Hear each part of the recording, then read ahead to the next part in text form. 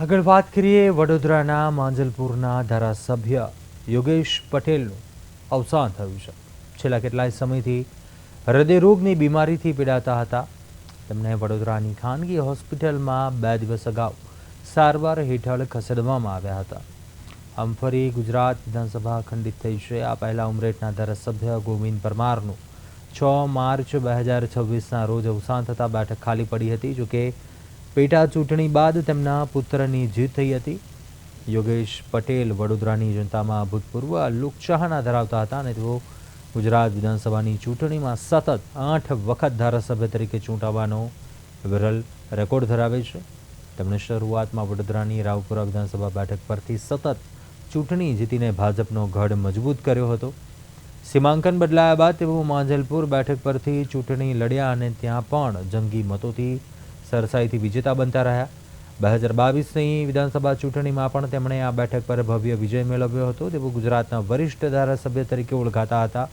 તેઓને લોકો કાકાના હુલામણા નામે ઓળખતા હતા। રાજ્ય સરકારમાં પણ તેમણે મહત્વની જવાબદારીઓ સંભાળી છે।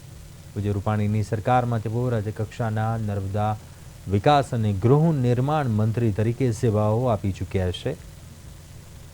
મંત્રીપદ દરમિયાન વડોદરા મધ્ય ગુજરાતના વિકાસ કાર્યોને વેગ આપ્યો હતો। સામાન્ય નાગરિકો માટે તેઓ 24 કલાક ઉપલબ્ધ રહેતા નેતા હતા।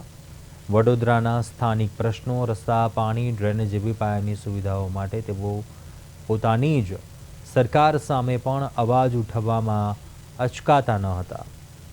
તેઓ 3 ટર્મથી માંજલપુર બેઠક પરથી ચૂંટાયા।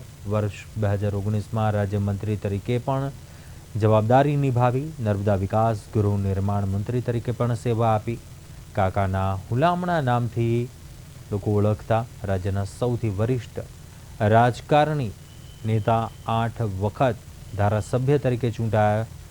5 વખત રાવપુરા બેઠક પરથી ચૂંટણી જીતી અને ત્યારબાદ 3 ટર્મ માંજલપુર બેઠક પરથી ચૂંટાયા।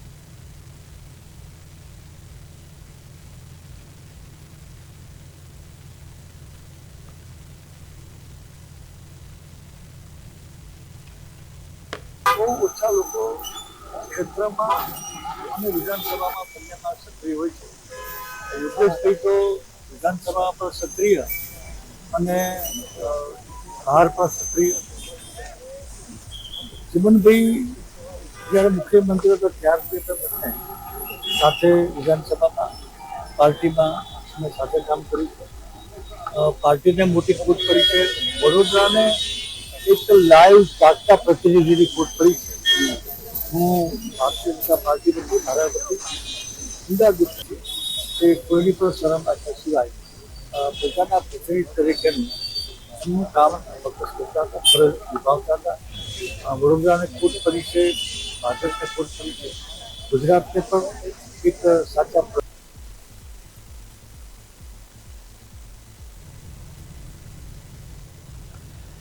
યોગેશ પટેલના નિધનથી ગુજરાત ભાજપમાં શોકનો માહોલ છવાઈ ગયો છે। મુખ્યમંત્રી ભૂપેન્દ્ર પટેલ સહિતના મંત્રીઓ અને ભાજપના નેતાઓએ યોગેશ પટેલના નિધન પર શોક વ્યક્ત કર્યો છે। મુખ્યમંત્રી ભૂપેન્દ્ર પટેલે સોશિયલ મીડિયા પ્લેટફોર્મ એક્સ પર શોક વ્યક્ત કરતા લખ્યું છે, રાષ્ટ્ર સેવા અને જનસેવાના કાર્યોમાં તેઓ અવિરત કર્તવ્યરત રહ્યા હતા અને સામાન્ય જનતા હૃદયમાં તેમનું આગવું સ્થાન હતું। તો નાયબ મુખ્યમંત્રી હર્ષ સંઘવીએ લખ્યું છે કે યોગેશ પટેલના નિધનના સમાચાર અત્યંત દુઃખદ। પરમાત્મા તેમના દિવ્ય આત્માને શાંતિ આપે। ભાજપના પ્રદેશ પ્રમુખ જગદીશ વિશ્વકર્માએ શોક વ્યક્ત કર્યો। તેમણે લખ્યું કે દાયકાઓ સુધી જનસેવા અને સંગઠન માટે તેમણે આપેલું યોગદાન હંમેશા યાદ રહેશે।